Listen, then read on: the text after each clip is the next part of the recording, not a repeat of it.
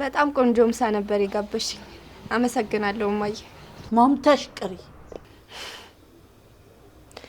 ለማማማቱ ትንሽ ጊዜ ረፈደ አይመስልሽም ወይዘሮ ስንዱ? ይሄውልሽ አንቺ ልጅ ከልጄ ራቂ።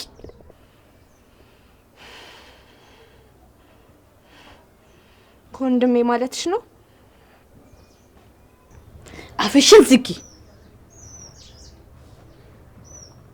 ሰለሞን ወንድምሽ አይደል? ለነገሩ አንቺስ ልጅ አይደለችም ብለሽ ክደሽኝ የለ?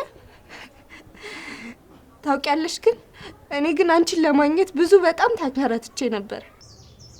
አንቺ ልጅ አፍሽን ዝጊ ብዬሻለሁ ዛሬ። ታውቂያለሽ ግን እኔ ነፍስ ካወቅኩ ጀምሮ አንቺን መፈለግ ጀመርኩኝ። ደሙ ናፍቀሽኝ ምናምን እንዳይመስልሽ። ለምን እዛ የገማት ውስጥ እንደከተትሽኝ ማወቅ ስለምፈልግ ነበር።